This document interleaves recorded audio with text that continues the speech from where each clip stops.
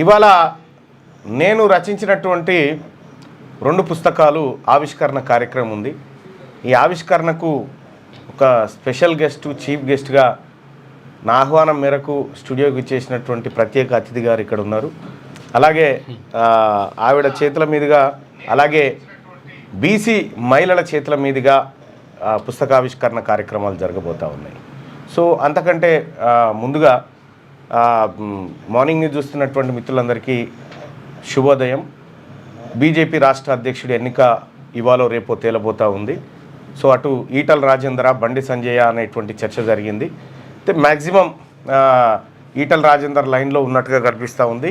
బండి సంజయ్ మరి పోటీ చేస్తాడా లేదా, ఎందుకంటే గతంలోనే చేసి ఉన్నాడు, ఇప్పుడు కేంద్ర మంత్రిగా ఉన్నాడు కాబట్టి మరి ఆయన ఆలోచన వేరే ఉందా ఇప్పటికీ తెలియదు. కాకపోతే రేస్లో మాత్రం ఉన్నట్టుగా తెలుస్తూ ఉంది. నిన్న అమిత్ షా వచ్చి నిజామాబాద్లో పసుపు బోర్డు ఓపెనింగ్ చేసినటువంటి కార్యక్రమంలో ఒక కీలకమైన వ్యాఖ్యలు చేసిండు. మావోయిస్టులు లొంగిపోవాల్సిందే, మేం వినము, 2026 మార్చి 31 కల్లా మీ అందరినీ అంతం చేస్తామనేటువంటి ఒక నరాంతక స్టేట్మెంట్ని నిన్న ఇవ్వడం జరిగింది. సో మావోయిస్టులు పదే మేము చర్చలకు సిద్ధం, మేము సిద్ధంగా ఉన్నాం చర్చలకు, మమ్మల్ని చర్చలకు ఆహ్వానించండి, మేము మాట్లాడతామని పదే మావోయిస్టులు ఎన్నిసార్లు లెటర్ల రూపంలో, విజ్ఞప్తుల రూపంలో చెప్పినప్పటికీ కూడా కేంద్ర ప్రభుత్వం ఆపరేషన్ కగార్ను కొనసాగించింది తప్ప ఆపలేదు. సో కేంద్ర ప్రభుత్వ లక్ష్యం క్లియర్గా ఓవైపు అర్థమవుతూ ఉంది. అటు అమిత్ షా గారేమో మీరు లొంగిపోవాల్సిందే లేకపోతే చంపేస్తాం అనేటువంటి స్టేట్మెంటు.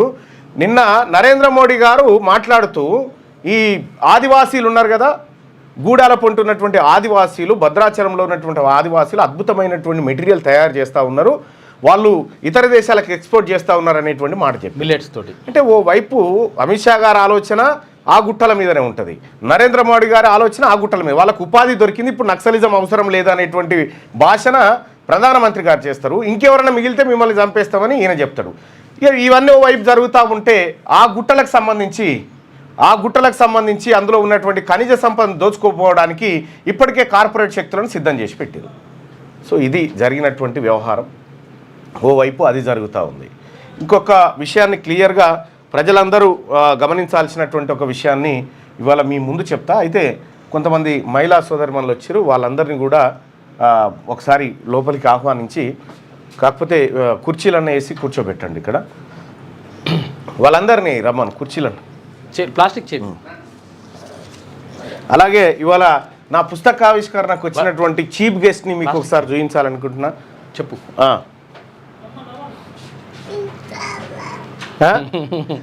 మీగో చల్ల వస్తుందా, చైర్లు వేసేయన్న, ఇక్కడ చైర్లు వేసి కూర్చోబెడితే అయిపోతుంది. సో ఇవాళ కొద్దిగా స్పెషల్ కార్యక్రమం ఉంది, అక్కడ వేయండి, వెనకాల అటు ఇటు వేయండి చైర్లే.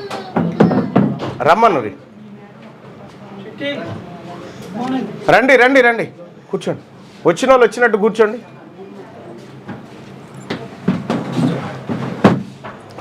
ఆ చైర్లలో కూర్చోండి.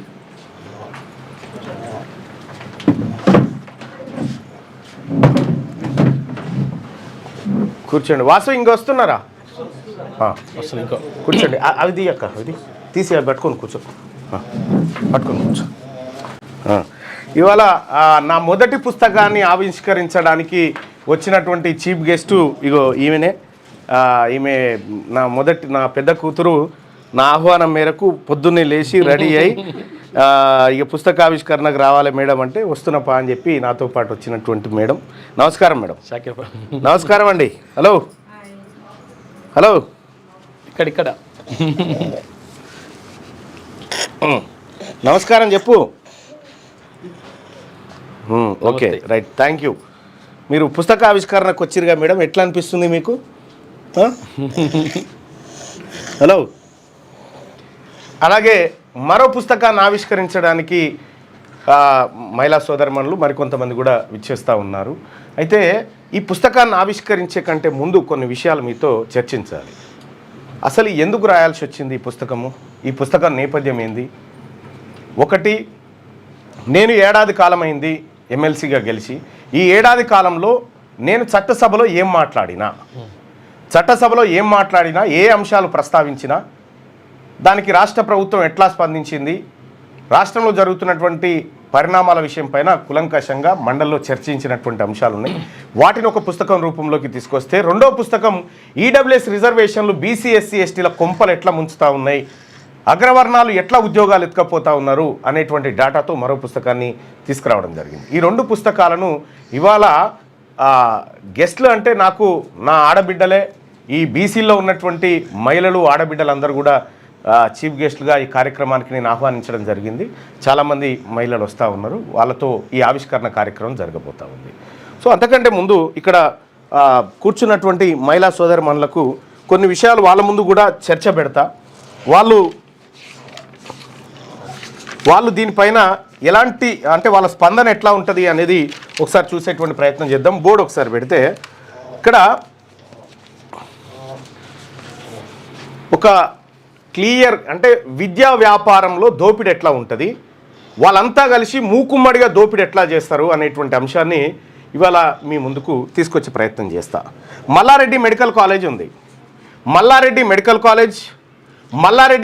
కాలేజ్ ఫర్ ఉమెన్, ఈ రెండు ఉన్నాయి. ఇందులో 200 MBBS సీట్లు ఉన్నాయి, అంటే 400 సీట్లు. వీటిని గతంలో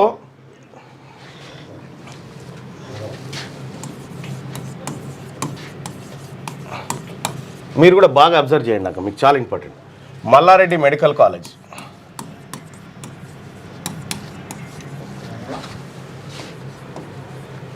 అండ్ ఉమెన్, ఇందులో 200 సీట్లు ఉన్నాయి, ఇందులో 200 సీట్లు ఉన్నాయి. వీళ్ళ కుట్రలు కుతంత్రాలు ఎట్లా ఉంటాయి అగ్రవర్ణాలు అని చెప్పడానికి నిన్న దాదాపు 3-4 గంటలు కూర్చున్న ఇదే అంశం మీద. అయితే మల్లారెడ్డి యూనివర్సిటీ ఇది డీమ్డ్ టు యూనివర్సిటీగా మారింది. అంటే ఈ కాలేజీలు అంటే మల్లారెడ్డి మెడికల్ కాలేజీగా ఉన్నప్పుడు ఈ సీట్లు ఎట్లా భర్తీ చేసేదంటే తీసుకోమ్మా, తీసుకో కూర్చో, తీసుకోవాలి. మల్లారెడ్డి మెడికల్ కాలేజీ ఉన్నప్పుడు ఏం చేసేదంటే ఎంసెట్ ఈ ఎంట్రన్స్లు పెట్టి ఈ 200 సీట్లలో 100 సీట్లు రిజర్వేషన్ కేటగిరీ కింద ఎస్సీ ఎస్టీ బీసీ వీళ్ళకి ఇచ్చేవాళ్ళు. ఇందులో 100 సీట్లు అంటే ఇది ఎంత ధరకి ఇచ్చేవాళ్ళు, కన్వీనర్ కోట ఎంత ధర ఉంటుందో అంత. 50% సీట్లు అట్లా వచ్చేటి. సీట్లు కౌన్సిలింగ్ ద్వారా రిజర్వేషన్లు ఇస్తూ భర్తీ చేసేటి. ఇందులో మల్లారెడ్డి కాలేజీలో అప్పుడు Mallareddy medical college for women ఉన్నప్పుడు ఎస్సీ ఎస్టీ బీసీ కేటగిరీ కింద 50%, అంటే ఇందులో సగం సీట్లు ఈ పేద వర్గాలకు ఇవ్వాలనేది రూలు ఇచ్చిరు కూడా. అంటే ప్రభుత్వం ఎంతైతే నిర్ణయిస్తుందో, ఎంతైతే సీటుకి నిర్ణయిస్తుందో, అంటే అతి తక్కువ ఇది ఉంటుంది, ఫీజు ఉంటుంది. ఈ ఫీజు ఎంత ఉంటుంది అంటే ట్యూషన్ ఫీజు ప్రతి ఏడాది 60,000, ప్రతి ఏడాదికి 60,000 అంటే 5 ఏళ్ళకి కలిపి 6×5 దాదాపు 3 లక్షల రూపాయలతోని MBBS చదువుకునేటువంటి అవకాశం ఎస్సీ ఎస్టీ బీసీ బిడ్డలకు ఉండేది. అంటే 5 ఏళ్ల కాలానికి సంబంధించి ఏడాదికి 60,000 చొప్పున 3-3.5 లక్షల రూపాయల్లో ఈ పిల్లలు మన పిల్లలు MBBS డాక్టర్లుగా తయారయ్యేటోళ్ళు. ఇది అర్థం చేసుకోండి అక్క, బాగా తయారయ్యేటోళ్ళు. అయితే ఇంకొక మిగతా సీట్లు ఉంటాయి కదా, ఇంకా 100 సీట్లు ఉంటాయి కదా. ఈ 100 సీట్లలో 35 సీట్లు ఏమో మేనేజ్మెంట్ కోటా, ఇంకొక 15% ఏమో NRI కోటా. ఇట్లా వీళ్ళు అమ్ముకుంటారు. వాళ్ళు వ్యాపారం ఏమైనా చేయాలనుకుంటే ఇక్కడ ఈ సీట్లలోనే వ్యాపారం చేసేటోళ్ళు. కానీ ఇప్పుడు మల్లారెడ్డి యూనివర్సిటీలో Mallareddy medical college and Mallareddy medical college for ఉమెన్లో 400 సీట్లుంటే ఈ 400 సీట్లను ఎట్లా 1,50,00,000కు ఒకటి. ఒక సీటుకు 1,50,00,000 రూపాయలు. ఒక సీటు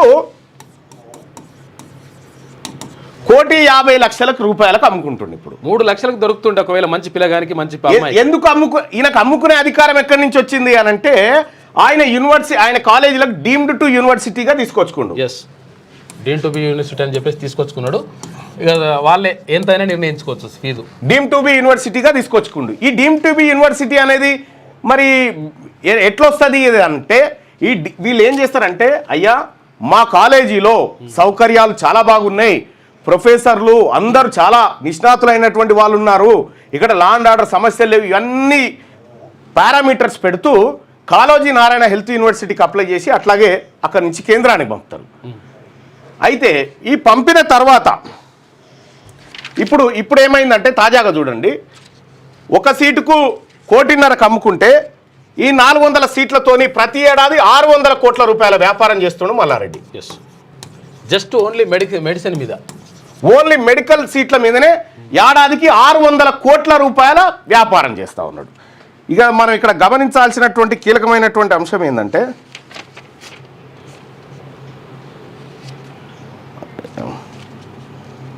సరే ఇప్పుడు కొద్దిగా మార్చి చెప్తా మళ్ళీ మీకు కన్ఫ్యూజన్ కాకుండా.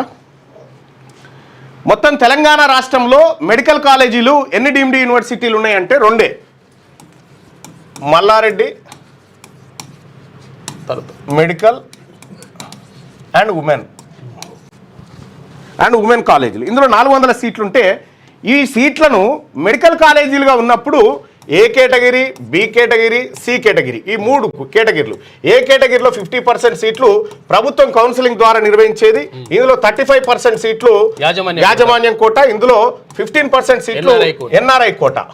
ఈ కోటల్లో భర్తీ చేసేవాళ్ళు. అంటే 100 సీట్లకు 100 సీట్లను, ఈ 200 సీట్లు ఉన్నాయి కదా, అంటే ఇందులో 100 అందులో 100, 200. రైట్. ఇది ప్రభుత్వం, ఎస్సీ ఎస్టీ బీసీ. రైట్.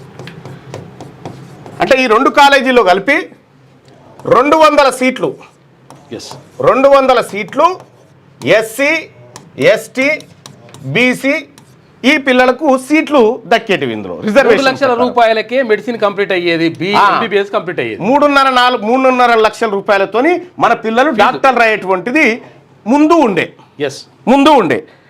అయితే దాని తర్వాత ఏం జరిగిందంటే ఈయన డీమ్డ్ యూనివర్సిటీగా మారడానికి అప్లై చేసుకున్నాడు. కాలేజీ యూనివర్సిటీ అయింది, డీమ్డ్ టు యూనివర్సిటీ మారడానికి అప్లై చేసుకున్నాడు. ఏ రోజు అప్లై చేసుకున్నాడు?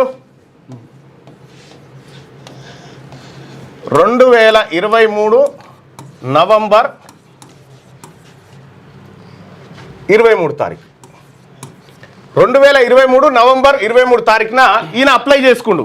లేలే నేను ఎస్సీ ఎస్టీ బీసీ పిల్లలకి నేనే అమ్ముకుంటా సీట్లన్నీ, నాకు అర్హతలు ఉన్నాయని చెప్పి అప్లై చేసుకుంది. రిజర్వేషన్ ఏం లేదు, అంతా క్యాన్సల్. అసలు ఈ డీమ్డ్ యూనివర్సిటీ అంటే ఏమిటి?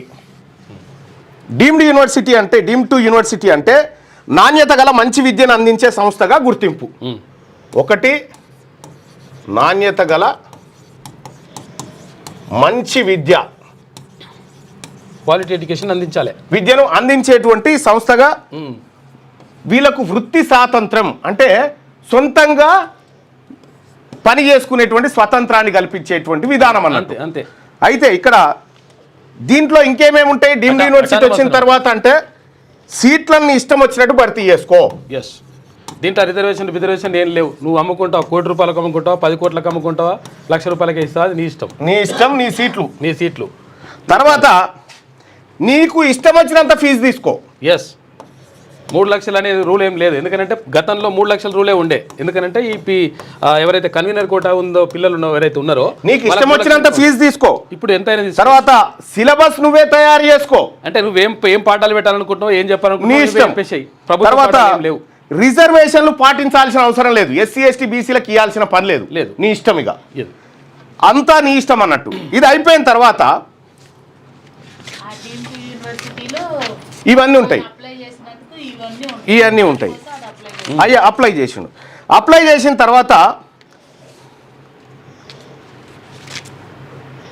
చేసిన తర్వాత అప్లై కాకముందుకేమో ఇది ఫీజు. అప్లై కాకముందుకేమో మన పిల్లలు 60,000 రూపాయలు ఏడాదికి ఫీజు కట్టి చదువుకునేటోళ్ళు. 5 ఏళ్ళకు 3.5 లక్షల ఎంబీబీఎస్ డాక్టర్ అయ్యేటోళ్ళు. ఇక ఈయన డీమ్డ్ యూనివర్సిటీ అప్లై చేసుకుని కదా, ఈ పిల్లలకు రావాల్సిన 200 సీట్లు పోయినాయి. ఇక ఈ సీట్లు పోయినాయి, ఇప్పుడు లేవు.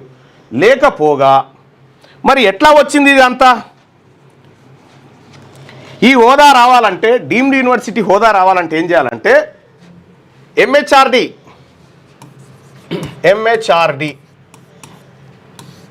అంటే కేంద్ర ప్రభుత్వ సంస్థ, కేంద్ర ప్రభుత్వం అనుకోరాదుగా, కేంద్ర ప్రభుత్వానికి దరఖాస్తు చేసుకోవాలి.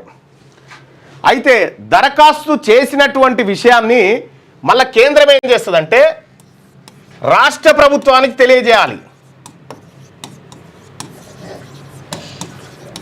రాష్ట్ర ప్రభుత్వానికి తెలియజేయాలి ఏమని, ఫలానా మల్లారెడ్డి గారు ఎస్సీ ఎస్టీ బీసీలకు రిజర్వేషన్ ఇయ్యనంటుండు, ఆయన స్వతంత్రంగా భర్తీ చేసుకొని సీట్లు అమ్ముకుంటా అంటుండు, మీకేమైనా అభ్యంతరమా అని రాష్ట్ర ప్రభుత్వాన్ని అడగాలి. అటానమస్ చేసుకుంటాడు, మీకేమైనా అభ్యంతరమా అని అడగాలి. అయితే ఇది అడగడానికి ఒక 6 నెలల కాలం ఉంటుంది అన్నట్టు. ఆ టైంలో చెప్పాలి వీళ్ళు రాష్ట్ర ప్రభుత్వం. ఇది ఎప్పుడు వీళ్ళకి పంపినాక 6 నెలల లోపల, 6 నెలల లోపల రాష్ట్ర ప్రభుత్వం ఎస్ మా బీసీ ఎస్సీ ఎస్టీ పిల్లలకి ఇక్కడ పోతున్నాయి, మేము ఒప్పుకోము, ఇది అన్యాయం అని చెప్పి రాష్ట్ర ప్రభుత్వం చెప్తే ఈయనకు డీమ్డ్ యూనివర్సిటీ రాదు, ఆపేస్తారు. రాదు. కానీ మరి మల్లారెడ్డి కాలేజీలకు ఎట్లొచ్చింది?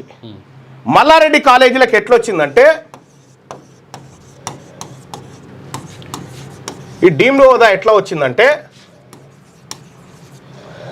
ఇక చూడ్రి, చాలా అద్భుతమైనటువంటి విషయం ఉంటుంది. 2023 నవంబర్ 23న దరఖాస్తు చేసిండు. దరఖాస్తు చేస్తే ఈ దరఖాస్తు ఆధారంగా MHRD రాష్ట్ర ప్రభుత్వానికి లేఖ రాస్తుంది. త్రూ కాలోజీ యూనివర్సిటీ ద్వారా లేఖ రాయాలి. అయితే ఈ కాలోజీ యూనివర్సిటీ వీసీ ఎవరున్నారు? వీసీ ఎవరంటే బి కరుణాకర్ రెడ్డి. అంతే, వీసీగా బి కరుణాకర్ రెడ్డి.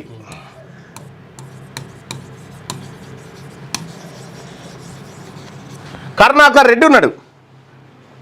అయితే ఈయన ఏం చేయాలి? రాష్ట్ర ప్రభుత్వానికి చెప్పాలి ఇట్లా డీమ్డ్ యూనివర్సిటీగా మారుతుండు, దీనివల్ల ఎస్సీ ఎస్టీ బీసీ విద్యార్థులకు అన్యాయం అవుతుంది, కాబట్టి దీన్ని మనం అడ్డుకోవాలని ఈయన చెప్పాలి. కానీ ఈయన ఏం చేసిండు ఎరికైనా 6 నెలలు ఆ లెటర్ను దాచిపెట్టిండు. 6 నెలలు ఆ లెటర్ను దాచిపెట్టి రాష్ట్ర ప్రభుత్వానికి చేరకుండా ఆ లెటర్ను దాచిపెట్టి ఆ లెటర్ ఎప్పుడు బయటికి తీసిండంటే 2024 మే 9 తారీఖు నాడు ప్రభుత్వం కూడా పెట్టిండు. ఎండింగ్లో 6 నెలలు గడిచిపోయిందా ఈ లోపల? అయితే ఈ 6 నెలల లోపల రాష్ట్ర ప్రభుత్వం సమాధానం చెప్పకపోతే ఆటోమేటిక్గా యూనివర్సిటీ డీమ్డ్ యూనివర్సిటీ చేస్తుంది అన్నట్టు కేంద్రం. ఓకే అయిపోతుంది. అందుకోసం ఈ లేఖ దాచిపెట్టిండు. ఇక్కడ ఈ వీసీ గనక మన బీసీ ఎస్సీ ఎస్టీ ఆయన ఉంటే దాచిపెడుతుండేనా? ఒక రెడ్డి కాలేజీ కోసం ఇంకో వీసీ రెడ్డి సపోర్ట్ చేసి దాచిపెట్టిండు. ఇక్కడ అప్పటికే 6 నెలల గడువు ముగియడం తోటి మే 2024 మే 18 తారీఖున కథం డీమ్డ్ టు యూనివర్సిటీగా పర్మిషన్ వచ్చేసింది. కథం ఈరోజు బీసీలకు రావాల్సినటువంటి బీసీ ఎస్సీ ఎస్టీలకు రావాల్సిన 200 MBBS సీట్లను దొంగతనంగా ఈ రెడ్డి ఆ రెడ్డి కలిసి ఎత్తుకొని పోయారు. ఇక్కడ మరి ఈ పనులన్నీ జరగాలంటే ఎవడు ఉండాలి? బీసీ ఎవరు ఉండాలి? రెడ్డి ఉండాలి. రెడ్డి ఉండాలి కాబట్టి కాళోజీ నారాయణ హెల్త్ యూనివర్సిటీ పెట్టినప్పటి నుంచి ఇప్పటి వరకు రెడ్డి మాత్రమే బీసీగా ఉన్నాడు, ఇంకోటి లేనేలేడు. ఇప్పటికి కూడా మళ్ళీ ఒక రెడ్డిని తెచ్చిపెట్టారు. ఇక్కడ మరి ఇలా కథ ఏందనేది ఒక్కసారి చూస్తే ఈ రెడ్డి ఉన్నాడు కదా, ఎస్సీ ఎస్టీ బీసీలకు అర్హత లేదా అంటే మస్తుగా ఉన్నారు, చాలా మంది ఉన్నారు. ఇక్కడ వాళ్ళని పెట్టలే. రేవంత్ రెడ్డి పైన రేవంత్ రెడ్డి, ఈయన కింద అంటే ఈ రెడ్డోళ్ళకు సంబంధించిన కాలేజీలు వీళ్ళ కథ కాపాడడానికి వేం నరేందర్ రెడ్డి.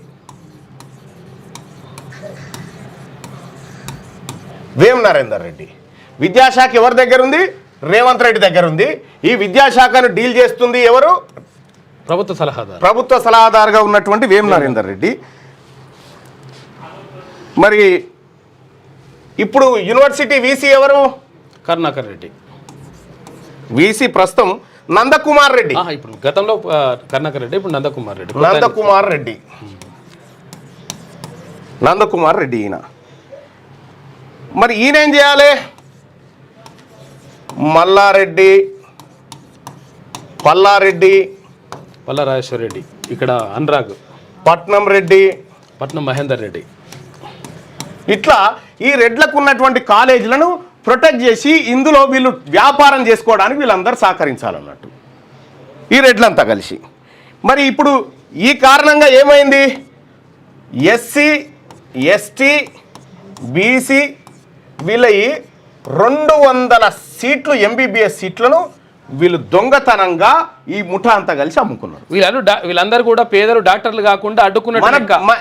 మరి వీడు కోటిన్నర పెట్టి ఎంబీబీఎస్ చేసినోడు మన గాంధీ దవాఖాన ఎందుకు పనిచేస్తాడు, మన ఉస్మానియాలో ఎందుకు పనిచేస్తాడు, ఇంకో కార్పొరేట్ హాస్పిటల్ పెట్టుకుంటాడు. ఫీజు తీసుకుంటే కూడా 500 రూపాయలు ఎంత తీసుకుంటాడు, 5 లక్షలు తీసుకుంటాడు వాడు ఫీజు. ఇంకా కోట్లు పెట్టినాడు ఉట్టే తీసుకోడు కదా. ఇక్కడ ఇది ఎంబీబీఎస్లో. ఇప్పుడు ఎంబీబీఎస్ అంటే మెడికల్లో జరిగేటువంటి ఈ కథ. ఇక ఇంజనీరింగ్ ఉంది కదా, మెడికల్ అయిపోయింది, ఇంజనీరింగ్ ఉంది కదా, ఇంజనీరింగ్ కూడా సేమ్. ఇంజనీరింగ్ కథ కూడా అది కూడా డీమ్డ్ యూనివర్సిటీ.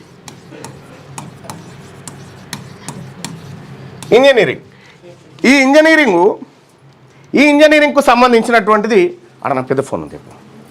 మరి ఇంజనీరింగ్ కాలేజీలు ఎవరి ఇంజనీరింగ్ ఇప్పుడు మెడికల్ మాఫియా గురించి చెప్పినాం, మన నోట్లో మట్టి కొట్టిరు.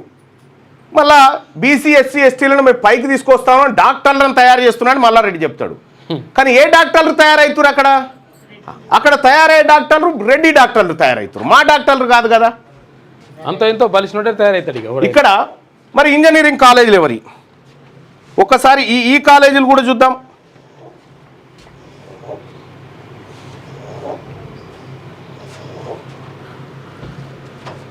ఎవని కాలేజీలు ఏంది, ఏం కథ?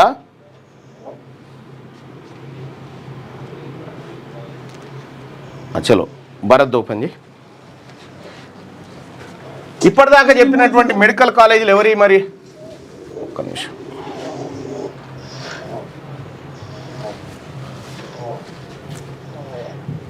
మెడికల్ కాలేజీలన్నీ ఎవరి మరి? ఏమన్నా మనోళ్ళయా, మన తొగుటోళ్ళు ఉన్నాయా, మన ముదిరాజోళ్ళు ఉన్నాయా? లేవే. ఎవరి కాలేజీలు?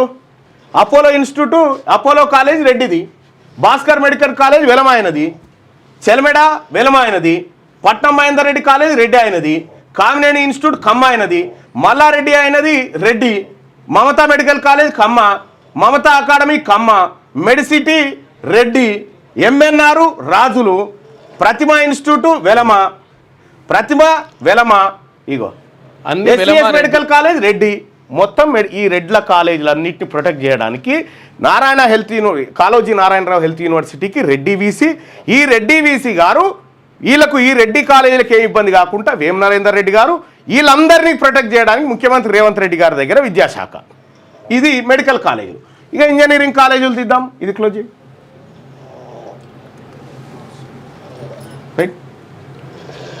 ఇప్పుడు ఇంజనీరింగ్ కాలేజీలకు వద్దాం.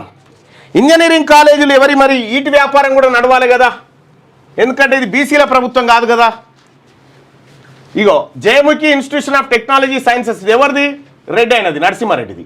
Mallareddy institutions Mallareddy, Mahatma Gandhi institute and technology మాధవరెడ్డిది, Ellanki college Sadasivareddy, Geethanjali college Ravinder Reddy, holy Mary institute Varaprasad Reddy, Samskruthi college Ravanareddy, Anurag group of institution Palla Rajeshwar Reddy, Kommuru Pratap Reddy, Vignana Bharathi institute Reddy Manohar Reddy, Nallamallareddy, mega institute of engineering and technology for women ఇట్లా మొత్తం రెడ్ల ఇంజనీరింగ్ కాలేజీలన్నీ ఈ రెడ్ల ఇంజనీరింగ్ కాలేజీలు. ఇక 100 ఇంజనీరింగ్ కాలేజీలు ఇక్కడ ఉన్నాయి.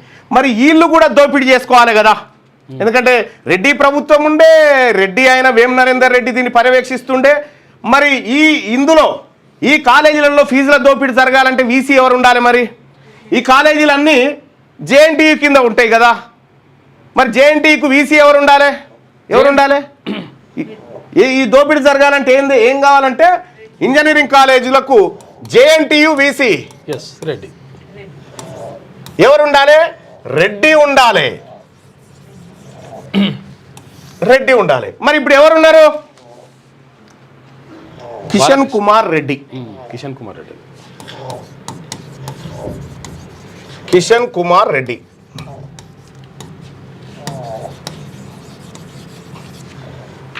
ఈయన ఇక ఎవడన్నా బీసీ వాడో లేకపోతే ఎస్సీ వాడో ఎస్టీ వాడో పొరపాటున ఇంజనీరింగ్ కాలేజ్ పెట్టుకొని పిల్లలకు మంచి చదువు చెప్తా అనుకుంటే వాని కాలేజీ నడవనియరు, దానికి పర్మిషన్లు ఇయ్యరు, మూతపడేటట్టు చేస్తారు. ఎగ్జామినేషన్ కంట్రోల్లో డైరెక్టర్లు వీళ్ళందరినీ కూడా ఖతం చేసి పడేసి ఎస్సీ ఎస్టీ బీసీ అయితే వాళ్ళని తీసి పడేసి జేఎన్టీకి వీసీ ఈయన కంటే ముందు ఎవరు? బాలకృష్ణారెడ్డి. ఇప్పుడు ఉన్నత విద్యా మండలి చైర్మన్. ఉన్నత విద్యా మండలి ఈ రెండు అటు మెడికల్ ఇటు ఇంజనీరింగ్ రెండు కలిపి ఉన్నత విద్యకు వస్తుంది. ఈ ఉన్నత విద్యా మండలికి చైర్మన్ ఎవరు? మళ్ళా బాలకృష్ణారెడ్డి. ఖతం.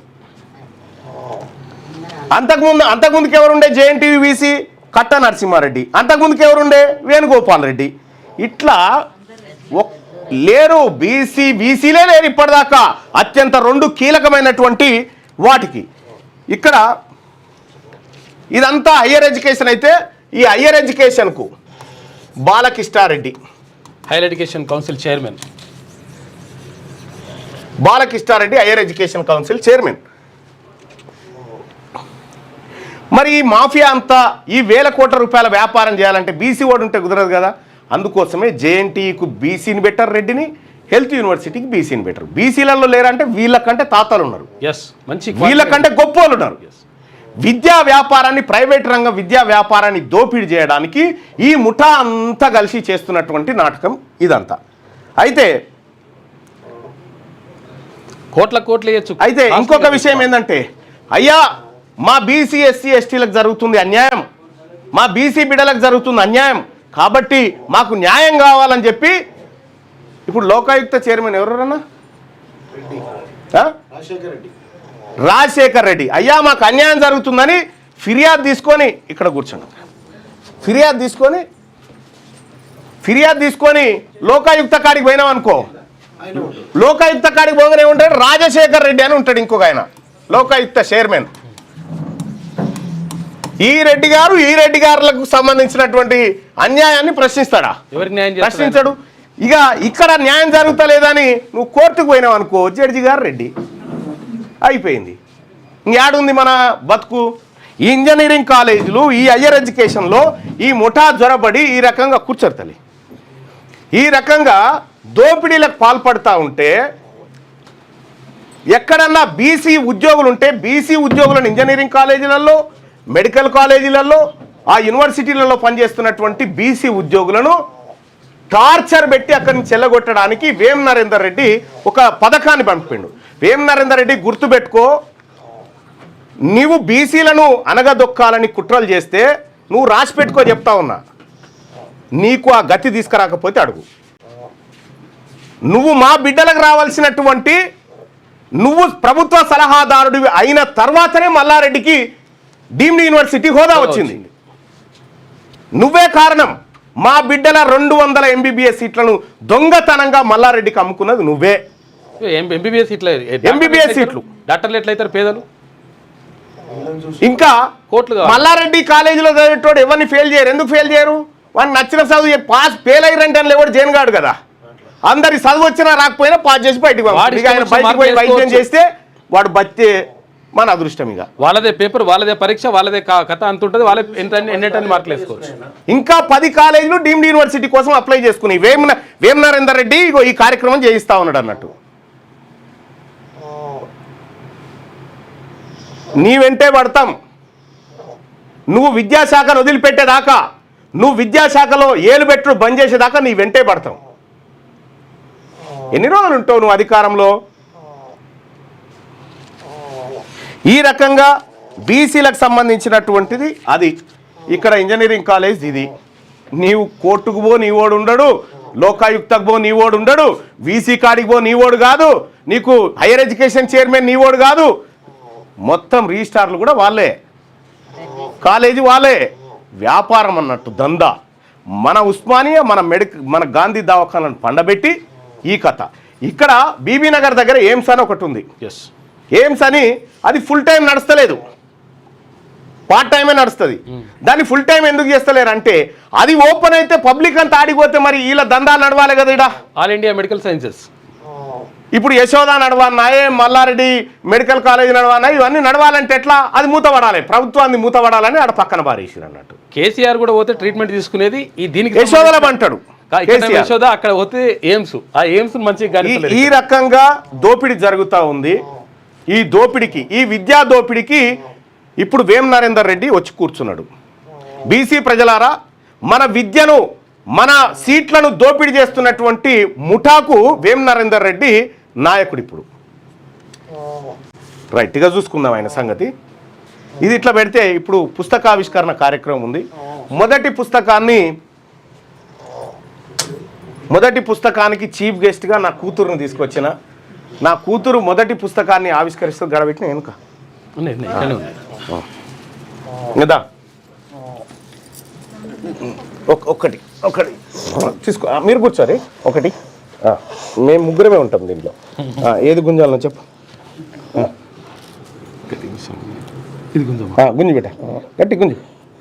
ఎస్, ఓపెన్ చేయి.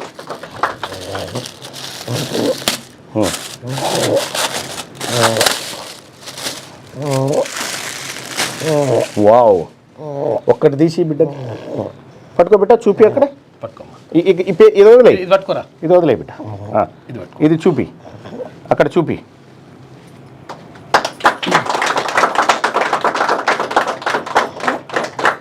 చూడు, బీసీలకు పెనుముప్పు, ఈడబ్ల్యూఎస్ రిజర్వేషన్లు.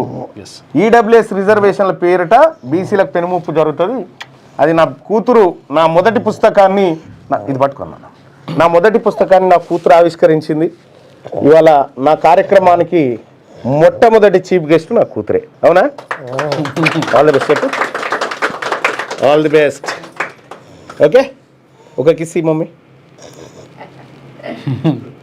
Very good, thank you. Right, ఇక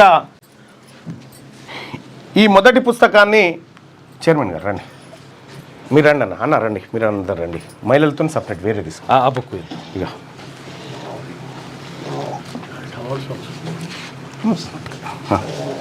రండి, అటీ అన్న, అటీ ఒకటి ఇవ్వు. ఏం కదే. ఇక బీసీలకు పెనుముప్పు, ఈడబ్ల్యూఎస్ రిజర్వేషన్ అనేటువంటిది మనకేమో ఇక్కడ సీట్లు కొట్టుకపోతురు, ఇట్లా దొంగతనంగా మన ఎత్తుకపోతురు. మీదికేని రెడ్డోళ్ళ పిల్లలకు, అగ్రవర్ణ పిల్లలకు 10% రిజర్వేషన్. మళ్ళా మన ఈ లాసు మీదికెళ్ళి వాళ్ళకు 10% రిజర్వేషన్. ఈ జరిగినటువంటి అన్యాయము, వీళ్ళు చేస్తున్నటువంటి దోపిడీనంతా ఈ పుస్తకం రూపంలో మీ ముందుకు తీసుకొస్తా ఉన్నా. ఇది బీసీలకు పెనుముప్పు, ఈడబ్ల్యూఎస్ రిజర్వేషన్ అనేటువంటి బుక్ను ఈరోజు మార్నింగ్ న్యూస్లో మీ ముందు రిలీజ్ చేస్తా ఉన్నా. ఎందుకంటే మిమ్మల్ని మించిన గెస్టులు నాకు ఎవరు లేరు మార్నింగ్ న్యూస్లో. ఈ చాలామంది ఆయనను పిలవాలి, ఈయనను, ఎవరిని పిలవద్దురని ఆయన రావాల్సిన మా ఆడపడుచులు వచ్చినారు, చూస్తున్నటువంటి మా ప్రేక్షకులందరూ ఉన్నారు. కాబట్టి ఈ పుస్తకాన్ని మేము రిలీజ్ చేయాలనుకున్నాం. మీ అందరి సమక్షంలో ఈ పుస్తకాన్ని ఒకసారి రిలీజ్ చేస్తూ ఉన్నాం. బీసీలకు పెనుముప్పు, ఈడబ్ల్యూఎస్ రిజర్వేషన్లు అనేటువంటి పుస్తకం.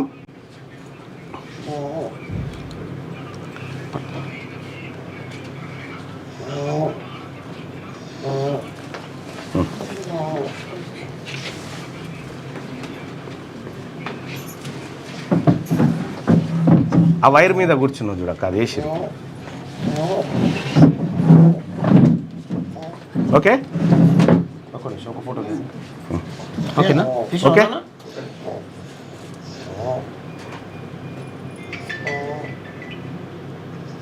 ఓకేనా? Right, right, thank you. ఇక మీరు మీ మగవాళ్ళంతా ఖాళీ చేస్తే రైట్, అక్కడ పెట్టు, ఇక్కడ తీసుకొని పో. ఇక రెండో పుస్తకాన్ని ఆవిష్కరించడానికి మన బీసీ బిడ్డలు, మన మైనార్టీ బిడ్డలు అందరు కూడా రావడం జరిగింది. సో రెండో పుస్తక ఆవిష్కరణ కోసం మీ అందరు రావాల్సిందిగా కోరుతా ఉన్నా. ఈమెను తీసుకుంటా. అగో నర్సన్నకి అన్నకి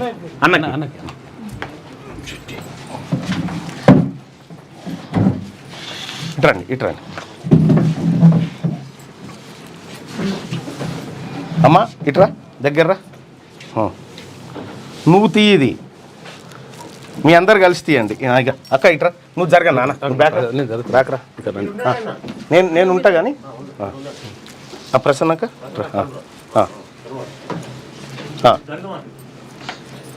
ఓకే. ఇది ఓపెన్ చేయక్క. చేయండి.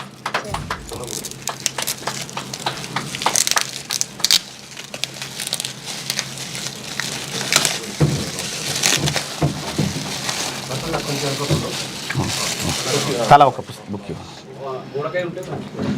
కొంచెం వెనక్కి జరిగిందా ఇట్లా ఇట్లా ప్రసన్నక నువ్వు కూడా కొద్దిగా వెనక్కి జరుగు. అలాగే పట్టుకో. ఇది శాసన మండలిలో ప్రజా గొంతుక అంటే నేను ఎమ్మెల్సీగా గెలిచి ఏడాది కాలం పూర్తయింది. ఈ ఏడాది కాలంలో నేను ఈ ప్రజల కోసం ఏం మాట్లాడినా, ఈ ప్రజల పక్షాన ఎట్లా ప్రశ్నించినా, ఈ ప్రభుత్వం ముందు ఏ అంశాలు పెట్టినా అనేటువంటి అంశాలన్నీ కూడా ఈ శాసన మండలిలో ప్రజా గొంతుక అనేటువంటి పుస్తకం ద్వారా మీ ముందుకు తీసుకొస్తా ఉన్నా.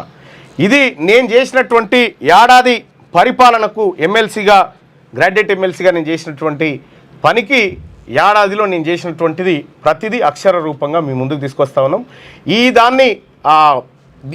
బుక్ను రిలీజ్ చేయడానికి ఆడపడుచులనే ఎందుకు ఎంచుకున్నారు అనేటువంటి అంశాన్ని ఏది పెట్టుకున్నామంటే, వీళ్ళని మించి ఇక్కడ కులానికి ఒకరు ఉన్నాం బీసీలలో, కానీ ఒకటైతే మా ఆత్మగౌరవం అంతా ఇందులో దాగి ఉంది.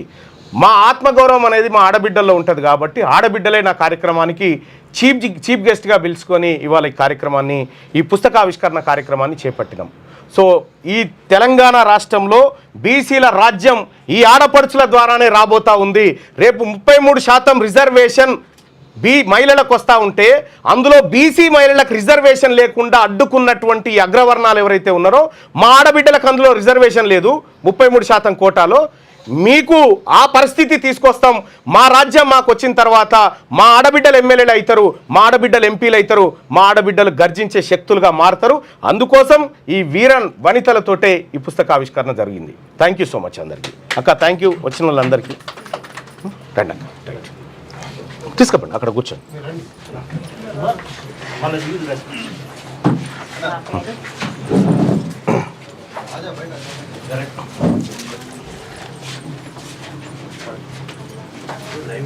రైట్. అంటే దిగంబర కవులు కూడా అసలు యాక్చువల్గా వాళ్ళ పుస్తకాలని ఒక రిక్షా కార్మికుడితోటి, ఒక బిచ్చగత్తతోటి ఇట్లా అంటే డిఫరెంట్గా, అంటే సమాజంలో ఎవరైతే మనం నల్గొండ జిల్లా కావాలి మన నా బుక్ అని చెప్పి ఇప్పుడు ఎందుకన్నా దా చేద్దాం. వైర్ జాగ్రత్త, తొందరగా. ఎవరు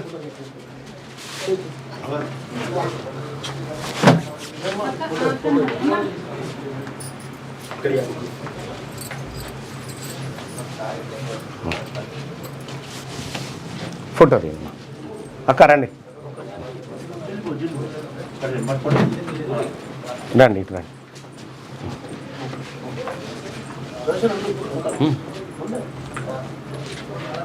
ఇప్పుడు నేను చెప్పిన కాలేజీల దోపిడీ అర్థమైంది కాక మీ అందరికీ. అగో ఎందుకు రావాలి బీసీ రాజ్యం అంటే, ముఖ్యమంత్రి సీటు బీసీల దగ్గర ఉంటే ఈ దోపిడీ అంతా ఆగిపోతుందా? ఒక్కటే దెబ్బకి ఆగిపోతుంది. ముఖ్యమంత్రి బీసీ అయితే ఓకే నా పేరు రత్నకుమారి, నేను ముద్రాజు. అచ్చా వరలక్ష్మి నా పేరు బీసీ, నేను ఇంట్లో తీసేది. అక్క నమస్తే. బీసీ బీసీ ప్రసన్న అక్క బీసీ. చలో అందరికి నమస్కారం. Right, thank you.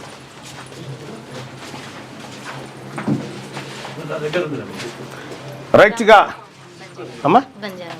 అచ్చా నమస్తే అమ్మా. Right, thank you so much. ఈ పుస్తకావిష్కరణ కార్యక్రమంలో పాల్గొన్నందుకు. ఇక ఆయన డ్రీమ్ హను అని ఉన్నాడు. నీ బీసీ గోల ఏంటి అన్న అని చెప్పని అంటున్నాడు. మీకేం తెలుస్తుంది మా గోస? మా బాధ మీకు తెలిస్తేనా మీరు నిమ్మలంగా తిని పంటిరి.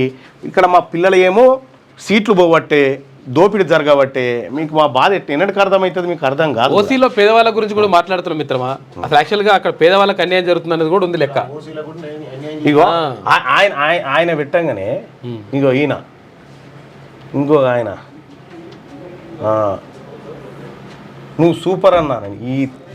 ఈ బుర్రలేని ఎదవల కోసము నాకు ఒక ఆయన ఇట్లా పెడితే మా బాధలేందో ఇనురు రాబోయ్ అని చెప్పి పెడితే ఈ బీసీ ఆయన కరెక్ట్ బ్రో అని పెట్టిండు. ఈ రాజా కరెక్ట్ బ్రో అని ఇట్లా తయారయ్యారు. ఇటువంటి వాళ్ళ కోసం అయినా కొట్లాడాలి తప్పదిగా. బుక్ ఎక్కడ దొరుకుతుందని చెప్పి బుక్కుకి సంబంధించినటువంటి ఏది డీటెయిల్స్ మళ్ళీ రేపు మార్నింగ్ న్యూస్లో అందిస్తా. రైట్గా మార్నింగ్ న్యూస్లోకి వెళ్దాం. మార్నింగ్ న్యూస్లోకి వెళ్తే ముందుగా ఈనాడు దినపత్రికలో ఉన్నటువంటి వార్తలను ఒక్కసారి చూద్దాం. ఇక మావోయిస్టుల అడ్డాగా రాష్ట్రాన్ని మార్చొద్దు, రేవంత్ను ఉద్దేశించి అమిత్ షా వ్యాఖ్య. కొందరు కాంగ్రెస్ వాళ్ళు శాంతి చర్చలు అంటున్నారు. మావోయిస్టుల చేతిలో ప్రాణాలు వదిలిన ఆదివాసీ కుటుంబాలకు ఏం చెప్తారు? ఆదివాసీలు మావోయిస్టుల చేతిలో ప్రాణాలు వదలడే, మీ చేతిలో ఆదివాసీలు ప్రాణాలు వదిలేరు. అప్పుడు వాళ్ళేమో ఒకడో అదనో ఇన్ఫార్మర్గా తయారు చేసి వాళ్ళ మీదకి వదిలితే వాళ్ళు చంపిరేమో, కానీ ఇలా ఆదివాసీలను ఖాళీ చేయించడానికి, గూడాలు ఖాళీ చేయించడానికి కుట్ర. 2026 మార్చి నాటికి నక్సలిజాన్ని తుదముట్టిస్తాం. బరాసాయంలో భారీ అవినీతి అయినా కేసులేవి. నిజామాబాద్లో కేంద్ర హోంమంత్రి జాతీయ పసుపు బోర్డు కార్యాలయం ప్రారంభం. ఇందూరులో పండించిన పసుపును విదేశాలకు ఎగుమతి చేసి విశ్వవ్యాప్తం చేస్తామని కేంద్ర హోంమంత్రి అమిత్ షా చెప్పారు. జాతీయ పసుపు బోర్డు ఏర్పాటు ద్వారా రైతుల 4 దశాబ్దాల కలను ప్రధాని మోడీ సాకారం చేశారన్నారు. మావోయిస్టులు ఆయుధాలు విడిచి జనజీవన స్రవంతిలో కలవాలంటూ హితవు పలికారు. 2026 మార్చి నాటికి నక్సలిజాన్ని తుదముట్టిస్తామని పునరుద్ఘాటించారు. రాష్ట్రాన్ని మావోయిస్టులకు అడ్డాగా మార్చొద్దని తెలంగాణ సీఎం రేవంత్ రెడ్డిని ఉద్దేశించి వ్యాఖ్యానించారు. నిజామాబాద్లో ఆదివారం జాతీయ పసుపు బోర్డు కార్యాలయాన్ని అమిత్ షా ప్రారంభించారు. అనంతరం స్థానిక పాలిటెక్నిక్ కళాశాల మైదానంలో ఏర్పాటు చేసిన కిసాన్ మహాసమ్మేళనం సభలో ఆయన ప్రసంగించారు. ఆయుధాలు చేతపట్టుకున్న వారితో చర్చలు జరపలేం, ఇది మా ప్రభుత్వ విధానం కాదు. వారు అడవుల్లో 40,000 మంది ఆదివాసులను హతమార్చారు, పోలీసులను చంపారు. ఇప్పటికైనా మించిపోయింది లేదు, ఆయుధాలను విడిచి లొంగిపోవాలి. ఏడాదిన్నరలో 2,000 మందికి పైగా జనజీవన స్రవంతిలో కలిశారు. మావోయిస్టులతో శాంతి చర్చలు జరపాలని కొందరు కాంగ్రెస్ నేతలు అంటున్నారు. మరి మావోయిస్టుల చేతిలో ప్రాణాలు వదిలిన ఆదివాసుల కుటుంబాలకు మీరేం సమాధానం చెప్తారు అని చెప్పి. ఇప్పుడు మరి మీరు అనేక మందిని చంపారు కదా, మీరేం సమాధానం చెప్తారు? మావోయిస్టుల కారణంగా నిలిచిపోయిన అభివృద్ధి గురించి ఏం విచారణ ఇస్తారు, ఏం వివరణ ఇస్తారు అని చెప్పి మాట్లాడుతూ ఉన్నాడు. ఇక అవినీతి యథాతథంగా ఉందట రాష్ట్రంలో. భరాసా సర్కార్ హయాంలో భారీ అవినీతి జరిగింది. ధరణి పోర్టల్, కాళేశ్వరం ప్రాజెక్టు, సింగరేణి, టీఎస్పీఎస్సీ తదితరాల్లో అవినీతి జరిగింది. కానీ కాంగ్రెస్ అధికారంలోకి వచ్చాక ఒక్క కేసు కూడా నమోదు చేయలేదు. గతంలో కేసీఆర్ ఆయన కుటుంబానికి తెలంగాణ ఏటీఎంగా మారింది. ఇప్పుడు కాంగ్రెస్ పాలనలో ఢిల్లీకి ఏటీఎంగా తయారైంది. భరాసా పోయి కాంగ్రెస్ వచ్చినా అవినీతి మాత్రం పోలేదు. తెలంగాణ యువత, దళితులు, మహిళలు, బడుగు బలహీన వర్గాల వారు డబుల్ ఇంజన్ సర్కార్ రావాలని కోరుకుంటున్నారు. రానున్న కాలంలో తెలంగాణలో భాజపా అధికారంలోకి వస్తుందని చెప్పి ఆశాభావం వ్యక్తం చేసిండట. డబుల్ ఇంజన్ సర్కార్ ఈడ కాదు, ఆల్రెడీ డబుల్ ఇంజన్ సర్కార్లు అనేక చోట్ల ఉన్నాయిగా, ఆడ అభివృద్ధి చేసుకోరు ముందుగా. ఆడనే గతి లేదు, ఈడేం చేస్తారు? ఆ 4 గ్రామాలను తెలంగాణలో కలపండి, అగ్రివర్సిటీలో పశు పరిశోధన కేంద్రం నెలకొల్పాలి. అమిత్ షాకు మంత్రి తుమ్మల వినతి. ఇక 4న ఎల్బీ స్టేడియంలో కాంగ్రెస్ సభ. ఇక గ్రామస్థాయి పార్టీ అధ్యక్షుల సమ్మేళనానికి రానున్న ఖర్గే, పిసిసి అధ్యక్షుడు మహేష్ కుమార్ గౌడ్ వెల్లడి. ఇక జై బాపు, జై భీమ్, జై సంవిధాన్ కార్యక్రమంలో ఈ నినాదాలు చేరి మళ్ళొక బీసీని సస్పెండ్ చేసిరు పార్టీ నుంచి. సిర్పూర్ కాగజ్ నగర్ లో కాంగ్రెస్ పార్టీ ఎమ్మెల్యే అభ్యర్థి శ్రీనివాసం సస్పెండ్ చేసిరు. ఓ దిక్కు జై భీమ్, జై పూలే, జై సంవిధాన్ అనుర్రి, బీసీలు అందరూ నిలగొట్టరి. అన్ని గ్రామాల కాంగ్రెస్ పార్టీ అధ్యక్షుల సమ్మేళనం పేరుతో జూలై 4న హైదరాబాద్ ఎల్బీ స్టేడియంలో సభ నిర్వహించనున్నట్టు పిసిసి అధ్యక్షుడు మహేష్ కుమార్ గౌడ్ వెల్లడించారు. దీనికి పార్టీ జాతీయ అధ్యక్షుడు మల్లికార్జున ఖర్గే హాజరవుతారని ఆయన ప్రకటించారు. ఆదివారం గాంధీభవన్లో హైదరాబాద్ కాంగ్రెస్ నేతలతో నిర్వహించిన సమీక్షా సమావేశంలో అనంతరం మీడియాతో ఆయన మాట్లాడుతూ రాజ్యాంగ పరిరక్షణ కోసం దేశవ్యాప్తంగా కాంగ్రెస్ చేపట్టిన జై సంవిధాన్ కార్యక్రమం తెలంగాణలో విజయవంతంగా సాగుతుంది. గాంధీభవన్లో జూలై 23న పిసిసి రాజకీయ వ్యవహారాల కమిటీ భేటీ. రిజర్వేషన్ చార్టులు 8 గంటల ముందుగా దశల వారీగా అమల్లోకి. డిసెంబర్ నుంచి నిమిషానికి 1.5 లక్షల టికెట్లు మార్పులు చేస్తున్న రైల్వే శాఖ. 4 గంటలు ఉంటుండే, ఇప్పుడు 8 గంటలు చేసింది. రైలు ప్రయాణాల్లో అనిశ్చితి తొలగించడానికి కేంద్ర ప్రభుత్వం కీలక నిర్ణయం తీసుకుంది. రైలు బయలుదేరడానికి 4 గంటల ముందు తయారు చేసే రిజర్వేషన్ చార్ట్ను ఇక్కడ నుంచి 8 గంటల ముందుగానే ఖరారు చేయాలని రైల్వే బోర్డు నిర్ణయించింది. ఈ మేరకు రైల్వే శాఖ ఆదివారం ఒక ప్రకటన విడుదల చేసింది. మధ్యాహ్నం 2 గంటల లోపు బయలుదేరే రైళ్ల చార్ట్లను ముందు రోజు రాత్రి 9 గంటల కల్లా వెల్లడిస్తారు. దీనివల్ల వెయిటింగ్ లిస్టులోని ప్రయాణికులు తమకు బెర్తులు ఖరారయ్యాయా లేదా అని నిర్ధారించుకొని ప్రయాణానికి నిశ్చితంగా సమాయత్తం కావడానికి ఛాన్స్ అట. ఉక్రెయిన్పై అతిపెద్ద గగనతల దాడి, రష్యా నుంచి డ్రోన్లు, క్షిపణుల వర్షం కురిపించింది. రైట్గా పూరి జగన్నాథుని సన్నిధిలో తొక్కిసలాట, 3 మృతి, డీసీపీ సస్పెన్షన్, కలెక్టర్ ఎస్పీలపై బదిలీ వేటు. జార్ఖండ్లోని తూర్పు సింగూరు జిల్లాలో వర్షానికి తడిసి ముద్దైన విద్యార్థులు, ఉత్తరాదిని ముంచెత్తిన వానలు. ఉత్తరాఖండ్లో 2 మృతి, 24 గంటల పాటు చార్ధామ్ యాత్ర నిలిపివేత. జార్ఖండ్లో 162 మంది విద్యార్థులు సురక్షితంగా ఉన్నారట. ఉత్తరాదిని వర్షాలు కుమ్మేస్తా ఉన్నాయి, అడ్డగోలుగా వానలు పడతా ఉన్నాయి, చైనాలో కూడా పడుతున్నాయి. గట్టిగా రవాణా శాఖలో అవినీతికి బ్రేక్ పడేది ఎప్పుడు? ఏజెంట్ల చేతికి ఆర్సీలు, డ్రైవింగ్ లైసెన్సులు, షోరూంలోనే శాశ్వత రిజిస్ట్రేషన్ ప్రకటనలకే పరిమితం అయిపోయింది. రవాణా శాఖ, నేను మొన్ననే చెప్పిన, ఒక మంత్రి గారికే నెలకు 7 కోట్ల రూపాయల మామూలు పోతున్నాయి అనేది ఆ సంఘాల నుంచి వస్తున్నటువంటి మాట. రవాణా శాఖ తీరు మారలేదు. పారదర్శక విధానాల కోసం నిర్ణయాలు జరిగినా అవి అమల్లోకి రావడం లేదు. సాధారణంగా షోరూంలో వాహనం కొనుగోలు సమయంలోనే డీలర్లు లైఫ్ టైం రిజిస్ట్రేషన్ ట్యాక్సులు వసూలు చేస్తారు. తర్వాత ఏజెంట్ల ద్వారా ఈ ట్యాక్స్ను ఆర్డీఓకి పంపుతారు. అయితే అక్కడ రిజిస్ట్రేషన్ ప్రక్రియ పూర్తి చేసిన అధికారులు ఆ పత్రాలను నేరుగా వాహన యజమానికి ఇవ్వకుండా కింది స్థాయి ఉద్యోగుల ద్వారా దళారుల చేతుల్లో పెట్టి అక్రమ వసూళ్లకు పాల్పడుతున్నారు. ఈ తరహా అవినీతి చర్యల్ని నియంత్రించేందుకు కేంద్ర ప్రభుత్వం రహదారి భద్రతా చట్టంతో వాహనదారులకు ఊరట కల్పిస్తూ 2016లో పలు మార్గదర్శకాలు జారీ చేసింది. దీని ద్వారా వాహనాల షోరూంలోనే శాశ్వత రిజిస్ట్రేషన్కు వెసులుబాటు కల్పించింది. ఆంధ్రప్రదేశ్ సహా పలు రాష్ట్రాల్లో అప్పటి నుంచి డీలర్ దగ్గర రిజిస్ట్రేషన్లు అవుతున్నాయట. మొత్తం అవినీతికి అడ్డాగా మారిపోయిందని చెప్పి వార్త. హైదరాబాద్లోని తిరుమలగిరి ఆర్డీఓ కార్యాలయంలో ఏసీబీ అధికారులు ఇటీవల తనిఖీలు చేసినప్పుడు 13 మంది ఏజెంట్ల దగ్గర వాహనాల రిజిస్ట్రేషన్ సర్టిఫికేట్లు, డ్రైవింగ్ లైసెన్సులు భారీగా దొరికాయి.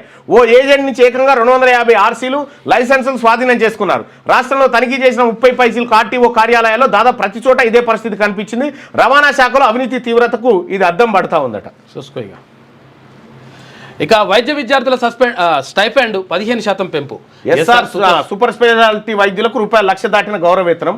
అయితే ఎంబీబీఎస్ కాలేజీల్లో చదువుకునేటువంటి పిల్లలు ఉన్నారు కదా, వాళ్ళకి స్టైఫండ్ ఇవ్వాలి ఆ కాలేజీ యాజమాన్యం. ఆ స్టైఫండ్ కూడా మింగుతురు వాళ్ళు, ప్రభుత్వం ఇచ్చే నిధులను కూడా మింగుతురు. ఉన్నది లేనట్లు, లేనిది ఉన్నట్లు అర్హులైన రైతుల ఖాతాల్లో తగ్గిపోయిన విస్తీర్ణాలు, ఇక రికార్డుల్లోకి అక్రమ పట్టాలు. రెవెన్యూ సదస్సుల్లో 1.70 లక్షల దరఖాస్తులు. రికార్డులో 1000 ఎకరాల భూమి కనిపిస్తున్నది. పట్టా పాస్ పుస్తకాలు ఉంటాయి, కానీ క్షేత్రస్థాయిలో భూమి కనిపించదు. ఒకవేళ ఉన్నా కొండలు, గుట్టలు, పడవ భూములు. అవి ఎవరివో ప్రభుత్వ యంత్రానికి కూడా తెలియదు. ప్రభుత్వ అటవీ భూములు అనేవి కూడా గుర్తించలేని పరిస్థితి. రాష్ట్ర వ్యాప్తంగా ఇలా లక్షల ఎకరాలు రెవెన్యూ రికార్డులో నిక్షిప్తమయ్యాయి. కొన్ని జిల్లాల్లో దళారులు రెవెన్యూ సిబ్బంది మూల సర్వే నెంబర్లను మార్చి కొత్త విస్తీర్ణాలను రికార్డులోకి ఎక్కించారు. దీంతో 1000 మంది అర్హులైన రైతుల ఖాతాలో విస్తీర్ణాలు తగ్గిపోయాయి. ఆ మేరకు ఇతరుల భూ ఖాతాల్లో భూమి పెరిగిపోయి ఇటీవల నిర్వహించిన రెవెన్యూ సదస్సులో ఇలాంటి సమస్యలపై 1.70 లక్షల దరఖాస్తులు వచ్చాయి. ఇక అడ్డదారుల్లో పట్టాలు. రాష్ట్రంలో నిర్వహించిన భూ దస్త్రాల ప్రక్షాళన కార్యక్రమాన్ని అడ్డుగా పెట్టుకుని కొందరు అడ్డదారుల్లో పట్టా పాస్ పుస్తకాలు సంపాదించారు. కుమ్రంభీం, ఆసిఫాబాద్, రాజన్న సిరిసిల్ల జిల్లా, నల్గొండ, సూర్యాపేట, సిద్దిపేట తదితర జిల్లాలో భారీ విస్తీర్ణానికి పాస్ పుస్తకాలు జారీ అయ్యాయి. స్థానికంగా దళారులు, రెవెన్యూ సిబ్బంది కలిసి ఇక రవాణా శాఖల గిది, రెవెన్యూ శాఖలో గది. ఇగో ఇవి ఈ 2 డిపార్ట్మెంట్లు ఇట్లా. విద్యాశాఖ ఇంతకు ముందుకే చెప్తే. భాజపా అధ్యక్షుడు ఎవరో తేలేది నేడే. ఇవాళ బీజేపీ అధ్యక్షుని తేల్చబోతా ఉన్నారట. నిన్న పోల్ పెట్టిన, నిన్న పోల్లో కూడా బుక్ను పీడిఎఫ్లో పెట్టండి సార్ అంటా ఉన్నాడు. పెడదాం భయ్, పీడిఎఫ్ రూపంలో, అన్ని రూపంలో తీసుకొస్తా.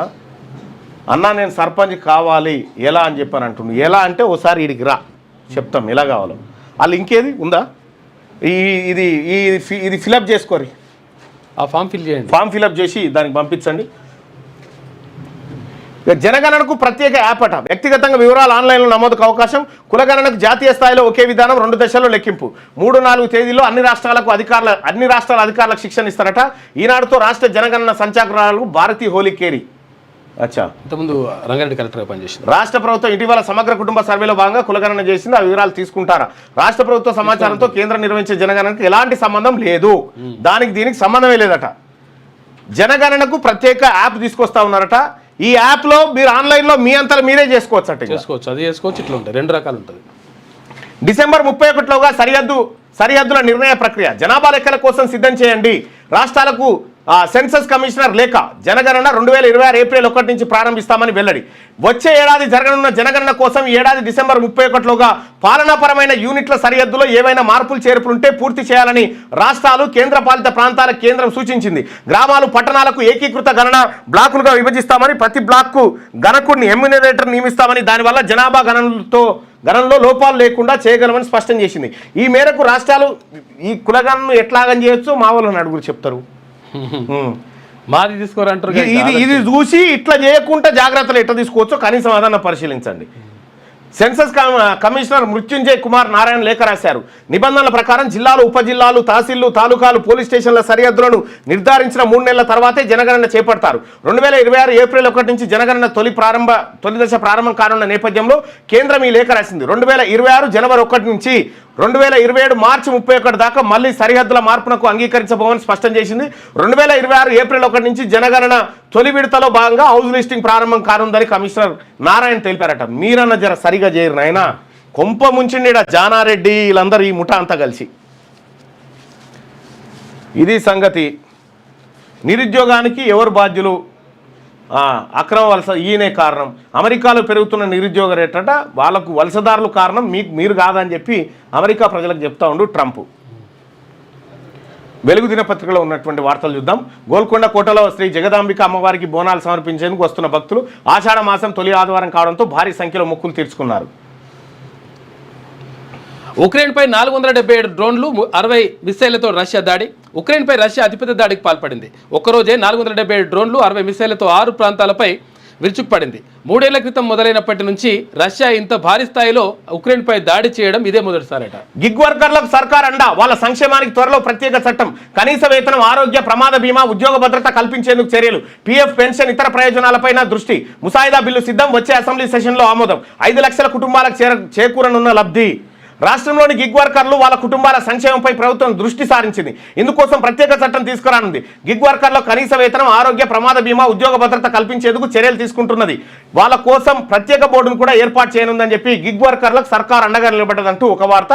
నక్సలైట్లు సరెండర్ కావాలి, ఆయుధాలు పట్టుకున్నలతో చర్చలు లేవు. 2026 మార్చి 31 నాటికి నక్సలిజాన్ని అంతం చేస్తామని అమిత్ షా. ఆపరేషన్ సింధూర్తో పాక్కు నిద్ర లేకుండా చేసినాం. కేసీఆర్ భారీ అవినీతిపై కాంగ్రెస్ చర్యలు, సర్కార్ చర్యలేవి. రాష్ట్రంలో ప్రభుత్వం మారినా ప్రజల తలరాత మారలే. బీజేపీ పవర్లోకి వస్తేనే మార్పు కనిపిస్తుందని వ్యాఖ్య. నిజామాబాద్లో జాతీయ పసుపు బోర్డు ఆఫీస్కు ప్రారంభోత్సవం. ఇక్కడే Bharat export organic cooperative office బ్రాంచీలు ఏర్పాటు చేస్తామని వెల్లడంటూ ఒక వార్త. ఇక్కడ మార్చి 31 నాటికి నక్సలిజాన్ని అంతం చేస్తావు కానీ మార్చి 31 నాటికి 2 కోట్ల మందికి ఉద్యోగాలు ఇస్తా, మార్చి 31 నాటికి ఈ దేశంలో ఆకలి సాగులు లేకుండా చేస్తా, మార్చి 31 నాటికి రైతుల కళ్ళల్లో ఆనందం చూస్తా. గివి చెప్పవేందుకు? నక్సలైట్లను చంపుతా మార్చి 31 వరకు అంటావు కానీ. ఉత్తర భారతంలో కుండపోత. ఉత్తరాఖండ్, జార్ఖండ్, సిమ్లా, ఢిల్లీ, పంజాబ్లో భారీ వానలు పడుతున్నాయి. ఉత్తరాఖండ్లోని ఉత్తరకాశీలో ఆదివారం కొండ చర్యలు విరిగిపడి 2 చనిపోగా 7 గల్లంతయ్యారు. ఇక చార్ధామ్ యాత్రను తాత్కాలికంగా నిలిపేసిండ్రు. ఇక భద్రాద్రి మహిళలు బేష్. ఓ వైపు ఏమో ఆదివాసీలను వాళ్ళ గూడాలు ఖాళీ చేయించే కార్యక్రమం, ఇంకోటి ఏమో భద్రాద్రి మహిళలు బేష్. మళ్ళీ ఇక్కడి నుంచి లండన్కు మిల్లెట్ మ్యాజిక్ బిస్కెట్లు తయారు చేసిన ఆదివాసీ మహిళలు మన్ కీ బాత్లో ప్రశంసించిన మోడీ. గిరి శానిటరీ ప్యాడ్స్ పేరుతో నాప్కిన్ల తయారీ మహిళా సాధికారకు నిదర్శనమని ప్రధాని ప్రశంస. ఎంత తెలివి కల స్టేట్మెంట్లు చూడు ఇవి రెండు.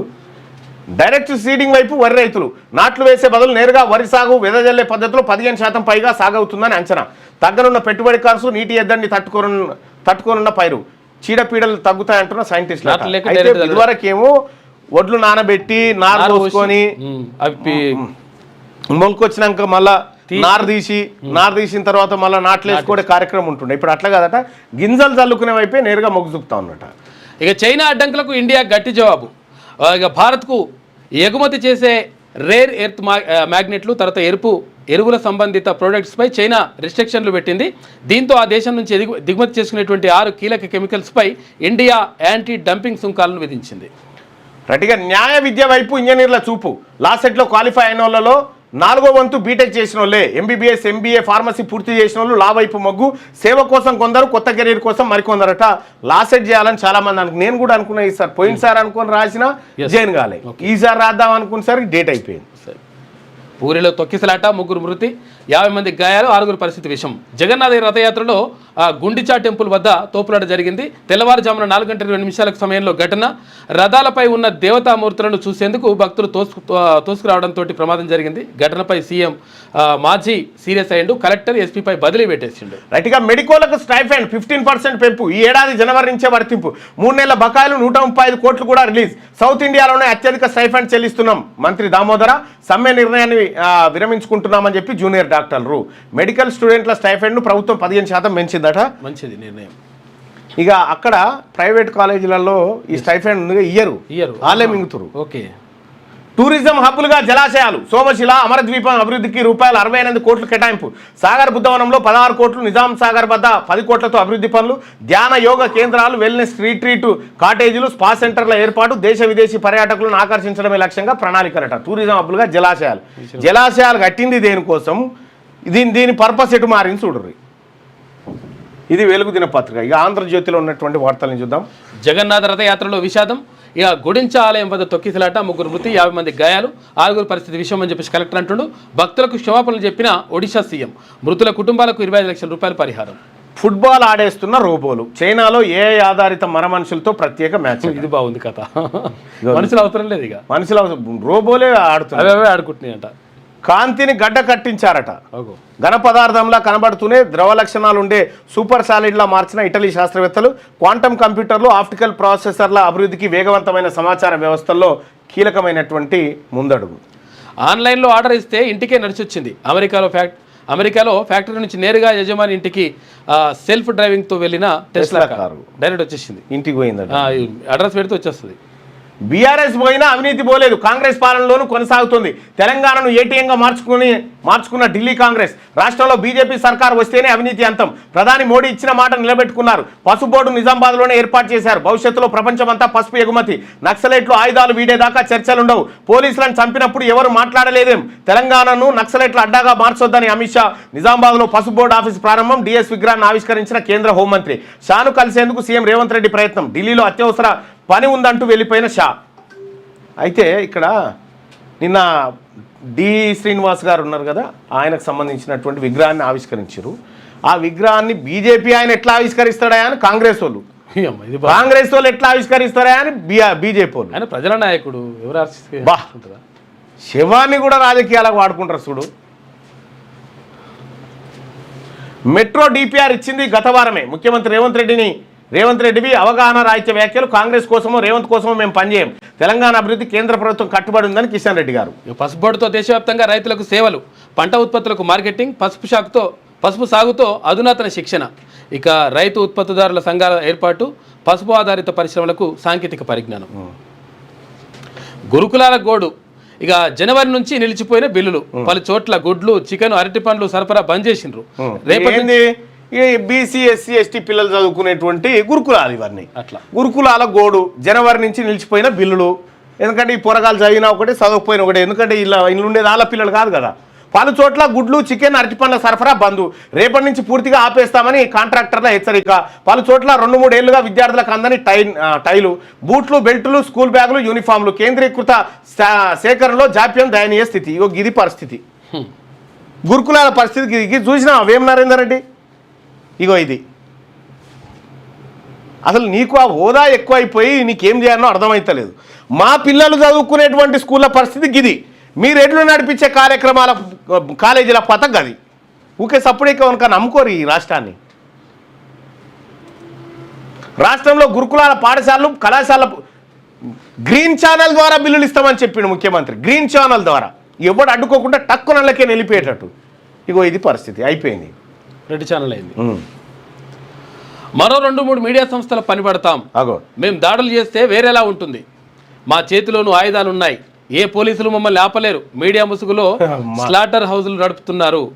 ఇక మీరు ఎక్కడ బతుకుతున్నారో, ఎవరి తిండి తింటున్నారో గుర్తుంచుకోండి. బీఆర్ఎస్ ఎమ్మెల్యే జగదీష్ రెడ్డి తీవ్ర వ్యాఖ్యలు. ఇక ఏబిఎన్ ఆంధ్రజ్యోతిని టార్గెట్ చేయాలన్న బీఆర్ఎస్ ఎన్ఆర్ఐ కార్యకర్త గిరి అంట. రాళ్ళు పంపిస్తానని ఎక్స్లో పోస్ట్ అట. మరో 2-3 మీడియా సంస్థల పని పడతామని చెప్పి జగదీశ్వర్ రెడ్డి అంటుండు. అంటే ఏం చేస్తామన్నట్టు చెప్పు. అంటే దాడులు చేసి కొట్టి విధ్వంసాలు సృష్టిస్తాం, అదే కదా నువ్వు చెప్పదలుచుకుంది.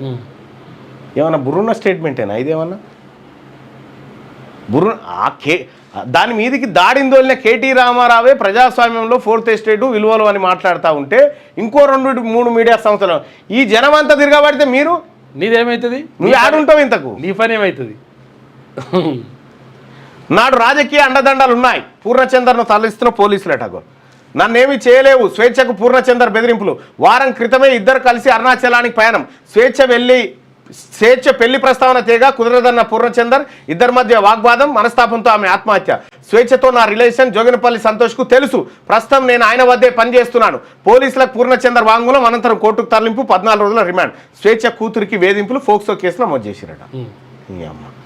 కమలం కొత్త సారథి రామచంద్రరావు అట. సంఘ్తో పాటు బీజేపీ సీనియర్ల మద్దతు. దాదాపు ఖరారైన పేరు, రేపు ప్రకటన.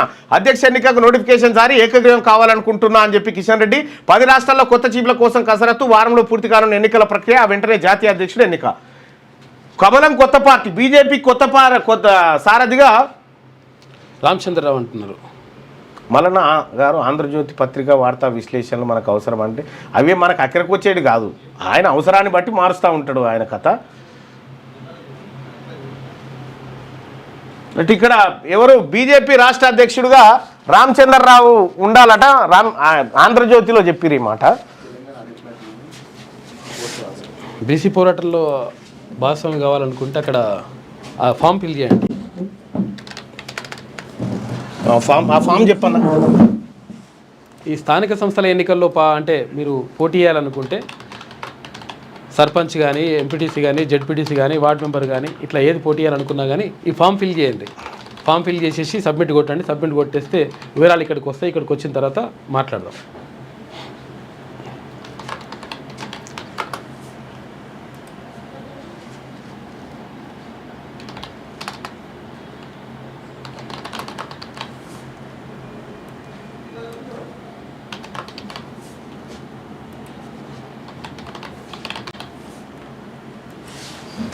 రైట్. తెలంగాణ బీజేపీ అధ్యక్షుడిగా రామచంద్రరావును, ఈయన బ్రాహ్మణ సామాజిక వర్గానికి సంబంధించినటువంటి వ్యక్తి, తెలంగాణ బీజేపీ అధ్యక్షుడిగా రామచంద్రరావును నియమిస్తే ఓకేనా? ఓకే అనుకునే వాళ్ళు ఇక్కడ, నచ్చలేదు అనుకునే వాళ్ళు ఇక్కడ. ఒకవేళ ఆ స్టేట్మెంట్ ఆంధ్రజ్యోతిలో వచ్చింది ప్రతిదీ నమ్మడానికి లేదు, గోలేస్తారు. ముందే చెప్పిన ఆంధ్రజ్యోతి అంటారు అన్నట్టు. క్వశ్చన్ మార్క్తోనే వేసిండ్రు.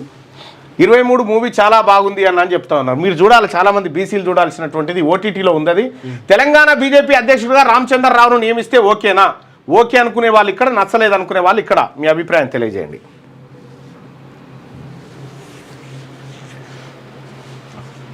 ఇగో అంటే క్వశ్చన్ మార్క్తో వేసిండు. ఇట్లా కొన్ని వేస్తాడు అన్నట్టు, కొన్ని వేసి ఏదో ఒకటి తగులుతుంది అంతే. గత ఎన్నికల్లో 70 కోట్లు ఖర్చు పెట్టా, నాకు 500 ఎకరాల భూమి ఉంది, ఎన్నికల కోసం 16 ఎకరాలు అమ్మాను, 45 ఏళ్ల రాజకీయ జీవితంలో ఉన్నత వర్గాలతోనే పోటీపడ్డా కాంగ్రెస్ నేత కొండా మురళి వ్యాఖ్యలు. ఈయనకు బుర్ర పనిచేస్తుందో లేదో. గివి ఆ చెప్పు అందరు చేసేది ఇదే, కానీ వీళ్ళు చేస్తారా? స్టేట్మెంట్ ఎవరు చేయరు. అట్లా 70 కోట్లు ఖర్చు పెట్టినా అంటే నువ్వు డిస్క్వాలిఫై అవుతావు. అట్లా డైరెక్ట్ చెప్తే అట్లా మంచిగా. షెఫాలి మృతికి కారణం ఏది? కారణం ఇదేనా? కొంతకాలంగా యాంటీ క్వశ్చన్ మార్క్ వాడుతుంది, ఎక్కర్లేదులే. కాంగ్రెస్ ప్రభుత్వ అవినీతిపై విచారణకు ఆదేశించరేం? కాంగ్రెస్ పెద్దలకు ఏటీఎంగా రేవంత్ సర్కార్ అని మీరే అంటారు కదా. సిబిఐ ఈడీతో విచారణ జరపడానికి కేంద్ర ప్రభుత్వానికి వచ్చిన ఇబ్బంది ఏంటి? అమిత్ షా ఎందుకు స్పందించారని కేటీఆర్. ఇక నిండుతున్న రిజర్వాయర్లు పూర్తి సామర్థ్యానికి చేరువలో వాళ్ళు అన్నది ఏమో బీఆర్ఎస్ అవినీతి పైన కేసులు పెట్టలేదని వాళ్ళు అడిగితే, కాంగ్రెస్ పెద్దలకు ఏటీఎంగా మారింది, వాళ్ళ మీద విచారణ చేయరేమని కేటీఆర్ గారు డిమాండ్. ఇక నిండుతున్న రిజర్వాయర్లు పూర్తి సామర్థ్యానికి చేరువలో జూరాల 1.50 లక్షల క్యూసెక్ల ఇన్ఫ్లో. 8 గంటల ముందే రైల్వే రిజర్వేషన్ల చార్టు పెట్టబోతా ఉన్నారట. ప్రస్తుతం అది 4 గంటల ముందుంది. మెడికోలకు ఉపకారం, 15% స్టైఫండ్ పెంపు, జీవో జారీ, ప్రతి నెల 10 లోపు జమ, మంత్రి ఆదేశం, జుడాల హర్షం, దామోదర కృతజ్ఞతలు. శనార్థి తెలంగాణ 40 ఏళ్ల కాలం నెరవేర్చాం, పసుపు రైతుల సంక్షేమానికి కట్టుబడి ఉన్నాం, $1 మిలియన్ పసుపు ఎగుమతులే లక్ష్యం. అరవింద్ ఇచ్చిన మాట నిలబెట్టుకున్నాడు, ఆపరేషన్ కగారును ఆపేది లేదు, ఆయుధాలను బదిలితేనే మావోలతో చర్చలు. బీఆర్ఎస్ హయాంలో అంతా అవినీతే, రేవంత్ సర్కార్ అదే దందా కొనసాగిస్తున్నది, బీజేపీ ప్రభుత్వం వస్తేనే అవినీతి అంతం. వచ్చే ఎన్నికల్లో బీజేపీ గెలుపు ఖాయం. కేంద్ర హోంమంత్రి అమిత్ షా. నిజామాబాద్లో పసుపు బోర్డు కార్యాలయం ప్రారంభం. సంతోషంగా ఉంది, నిజామాబాద్లో పసుపు బోర్డు ఏర్పాటు మా అదృష్టం. ప్రధాని మోడీ, అమిత్ షాకు ధన్యవాదాలు. బీజేపీ ఎంపీ ధర్మపురి అరవింద్ అంటున్నాడు. పసుపు బోర్డును ఎన్నిసార్లు ప్రారంభిస్తారు? జనవరి 14న పీయూష్ గోయల్ వర్చువల్గా ప్రారంభించారు. మళ్ళీ ఇప్పుడు అమిత్ షా. ఒక్క పసుపు బోర్డును ఎన్నిసార్లు ప్రారంభించడం సబబేనా? బీఆర్ఎస్ వర్కింగ్ ప్రెసిడెంట్ కేటీఆర్ అంటా ఉన్నాడు. మనం ఒక్క కాళేశ్వరాన్ని 20 మాటలు కొలాయించారు. కొనుకు తీసిన చినుకు ఈసారి 9 రోజుల ముందుగానే పలకరించిన ఋతుపవనాలు. కానీ తెలంగాణలో 30% తక్కువ వర్షపాతం నమోదైంది. కరుణించని వరుణుడు, 27 జిల్లాల్లో తీవ్ర వర్షాభావం. ఇక చెట్ల నరికివేత, అటవీ విధ్వంసమే కారణమంటున్న పర్యావరణవేత్తలు. పసిఫిక్ మహాసముద్రంలో అధిక ఉష్ణోగ్రతలు కారణమే. రాబోయే కాలం మంచి కాలం అంటున్న వాతావరణ. ఈ చెట్ల నరికివేత, అటవీ విధ్వంసం, గుట్టలు చెట్లు ఉంటే వానలు పడతాయి. ఈ గుట్టలన్నీ మొత్తం క్రషర్ మిషన్లు పెట్టి, ఈ క్రషర్ మిషన్లు ఏమని మళ్ళా ఎవరి అయ్యా క్రషర్ మిషన్లు? మీ తానున్న క్రషర్ మిషన్ ఓనర్ పేరు చెప్పురా ఒకసారి చూద్దాం. ఇది తెలంగాణ బీజేపీ అధ్యక్షుడిగా రామచంద్రరావు నియమిస్తే ఓకేనా అంటే రిజల్ట్ చూద్దాం. నచ్చలేదని 77% మంది అంటారు. 77% మంది నచ్చలేదంటారు ఆయన. మీ ఊళ్ళో ఉన్న క్రషర్ మిషన్ ఓనర్ పేరు చెప్పురు జరా.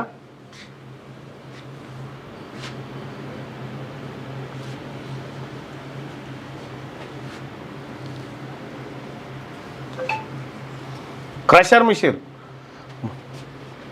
తెలంగాణలో ఉన్న 19,446 మంది ఆర్టీసీ సమ్మెకి పోతున్నాం. మన క్యూ న్యూస్ ద్వారా ప్రభుత్వానికి న్యూస్లో చెప్పండి. తప్పకుండా నేనే వస్తా. మీ ఊర్లో ఉన్న crusher machine owner Hanumanthareddy Tadakal, Geethareddy అట, శ్రీనివాసరావు, కరుణాకర్ రెడ్డి, రెడ్డి రెడ్డి రెడ్డి గూడెం మైపాల్ రెడ్డి, మహేందర్ రెడ్డి, కరుణాకర్ రెడ్డి, శ్రీహరి రెడ్డి రెడ్డి, జీవన్ రెడ్డి, నందారెడ్డి రెడ్డి, రెడ్డి వాళ్ళది బాలరెడ్డి రెడ్డి రెడ్డి, కోమటిరెడ్డి రెడ్డి, గండ్ర వెంకటరమణారెడ్డి. ఈ క్రషర్ మిషన్లు గుట్టలను కరగదీసిన క్రషర్ మిషన్లు అన్నీ ఈ రెడ్లే కరగదీసిన తర్వాత ఇక వానలు పడమంటే ఎందుకు పడతాయి? మొత్తం క్రషర్ అంతా దొవ్వి మీదున్న ఉప్పలమ్మ గుడి కాడ గుడి కట్టిస్తాడు 4 పిల్లలు రేసి. ఇక మనం దాన్ని గుట్టను చూసి గుట్టంతా నాశనం చేసి నేను నోట్లే మనపోయి అనుకోగలని గుడికి దండం పెట్టుకోవాలి. అట్లా అట్లా మిగతా అంత వదిలిపెడతాడా అదా జగన్ రెడ్డి మొత్తం వీళ్ళే.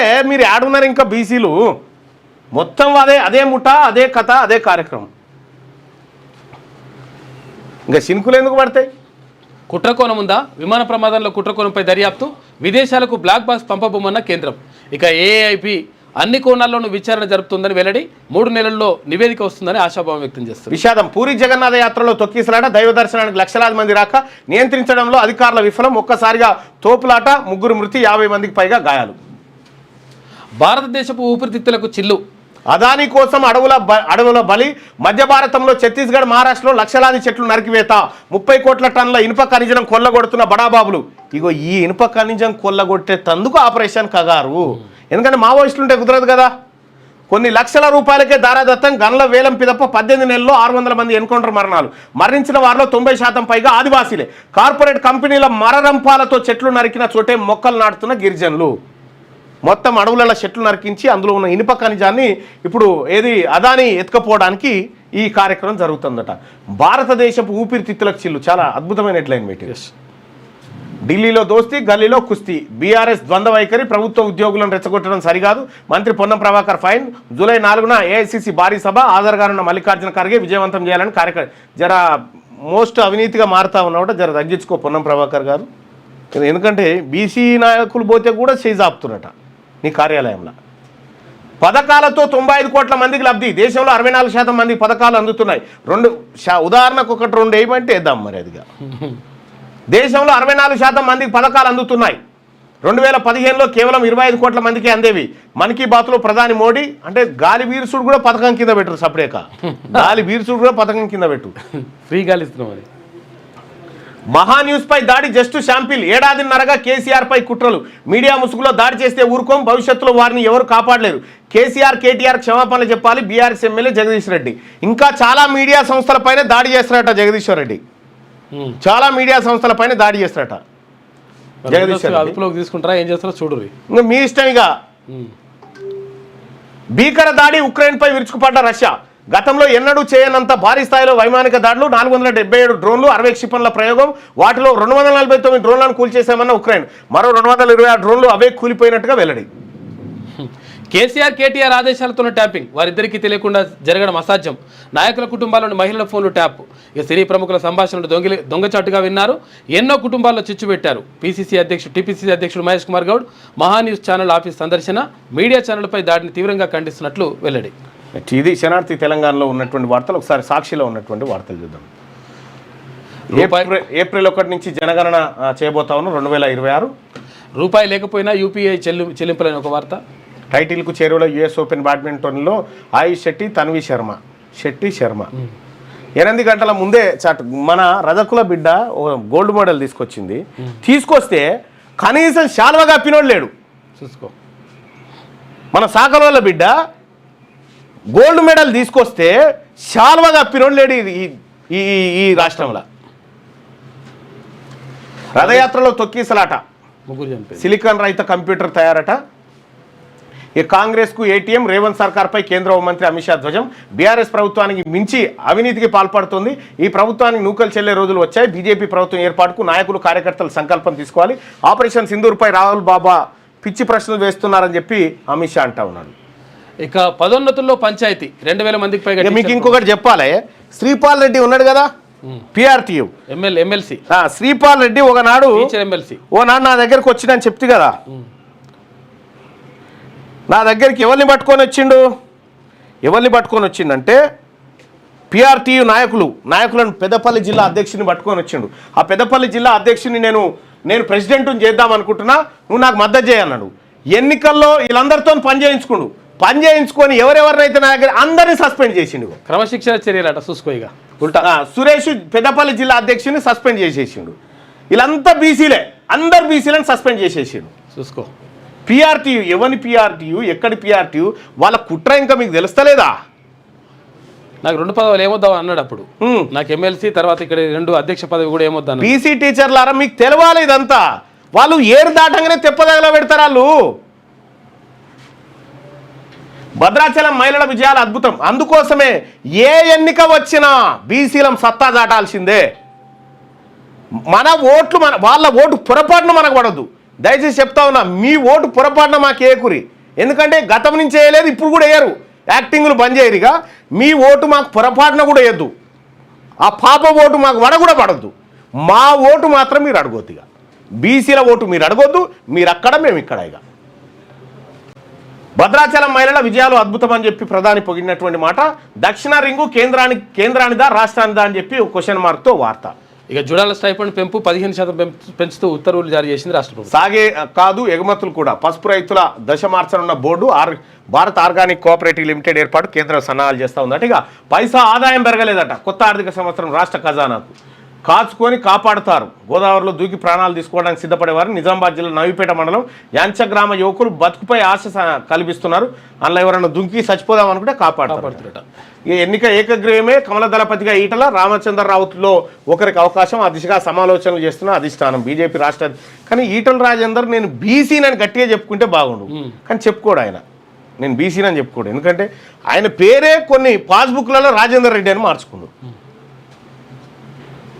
ఆయన కష్టం వచ్చినప్పుడు బీసీ అవుతాడు, సుఖం వచ్చినప్పుడు రెడ్డి అవుతాడు. కలిసి తింటే కలదు సుఖం.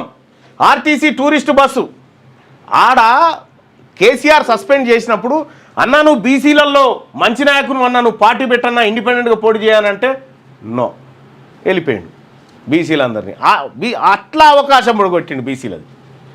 ఆర్టీసీ టూరిస్టు బస్సు రెగ్యులర్ సర్వీసులకు అదనంగా టూర్ ప్యాకేజీ బస్సులట.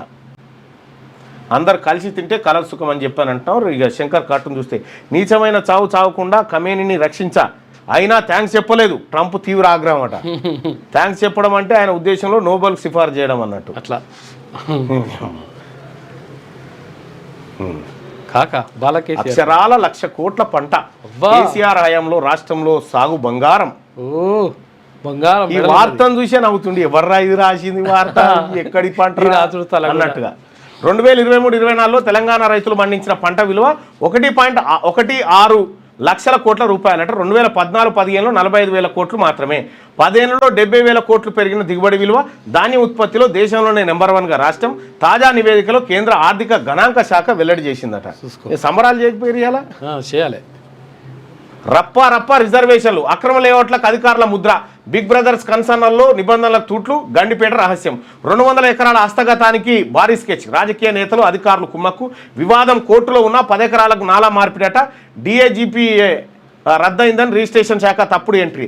టీఎస్ బీపాస్ తాత్కాలిక పర్మిషన్లతో అక్రమ రిజిస్ట్రేషన్లు. ఒకే రోజు 18 ప్లాట్లు రిజిస్ట్రేషన్ చేసిన గండిపేట ఎస్ఆర్ఓ. ఫిర్యాదులు వచ్చినా ఆకుండా మరో 5 ఫ్లాట్లకు రిజిస్ట్రేషన్. 5 ప్లాట్లకు తుది భవన నిర్మాణ అనుమతులు జారీ చేసిన బండ్లగూడ జాగీర్ మున్సిపల్ కార్పొరేషన్ అధికారులు. గుట్టు రట్టవడంతో 18 ప్లాట్ల తాత్కాలిక అనుమతులు రద్దు. తెర వెనుక కోట్ల రూపాయల చేతులు మారినట్టు ఆరోపణలు. తాజాగా నిషేధిత జాబితాలో చేర్చిన రిజిస్ట్రేషన్ శాఖ. జెన్యున్గా ఒక పేదవాడు వచ్చి, అన్న నాకు ఈ పర్మిషన్ రావట్లేదని వస్తే, నేను అధికారికి ఫోన్ చేస్తే అది సీఎం గారు తమ్ముడు చూస్తుందన్నా. ఎక్కడ సీఎం గారు తమ్ముడు చూస్తుండే నాకు అర్థం కాలే. పేదోనికి ఇవ్వాల్సింది ఇవ్వమంటే సీఎం గారు తమ్ముడు చూస్తాడా? ఎక్కడి కథ? అందుకే నేను అధికారుల మీద డిఓపిటికి రాసిన ఆధారాలు పెట్టి. ఢిల్లీకి ఏటీఎంలో తెలంగాణ. ఇక కాంగ్రెస్ అవినీతి పాలన అని చెప్పేసి అమిత్ షా. ఆయుధాలు వీడి వస్తేనే మావోయిస్టులతో చర్చలు. ఆపరేషన్ కగార్పై వెనక్కి పోమని చెప్పేసి హోంమంత్రి అంటున్నాడు. నిజామాబాద్ సభలో ఎన్సీసీ క్యాడెట్ల నిరసన. ఏటీఎం సర్కార్పై విచారణ ఏది అని ఫస్ట్ ఏటీఎం వీళ్ళ గురించి చెప్పిండు, వీళ్ళ గురించి రాయలేదు ఈమె. మళ్ళా ఇక మెడికో స్టైఫండ్ 15% పెంపు. బుక్కులు లేవు, బట్టలు లేవు, ప్లేసు ప్లేట్లు గ్లాసులు ఇవ్వలేదు, మెయింటెనెన్స్ ఛార్జీలు నిల్లు, పాఠాలు బోధించే సార్ లేరు. ఇది గురుకులాల్లోని దుస్థితి. దుష్ప్రచారం సహించం, బురద జల్లితే చూసి ఊరుకోమని చెప్పేసి బీఆర్ఎస్ అంటుందట. సత్యం ఇక పెండింగ్ డిఏలు మళ్ళీ 5 అట. ఇచ్చింది 2 డిఏలే, జూలై 1తో మరొకటి బాకీ. గెల్లు శ్రీనివాస్కు బెయిల్ మంజూరు. గెల్లు శ్రీనివాస్ మనకి ఎందుకు ఈ బాధ? మనం బీసీలమే, మన శరీరాలను అడ్డం పెట్టి వాళ్ళు బతారా? మంచి విద్యార్థి నాయకుడు కాకపోతే కానీ ఆయన. సింధూర్పై ఆంక్షలతో నష్టం, ప్రభుత్వ పెద్దల కారణంగా ఆపరేషన్లో కొన్ని యుద్ధ విమానాలు కోల్పోయాం. పాక్ సైనిక స్థావరాలు, గగనతల రక్షణ వ్యవస్థలపై దాడి వద్దని ఆంక్షలు పెట్టారు. భారత నేవీ అధికారి వ్యాఖ్యలతో దుమారం, మోదీ సర్కార్పై విపక్షాల మండిపాటు. డిఫెన్స్ అధికారి శివకుమార్ సంచలన వ్యాఖ్యలు చేసిండ.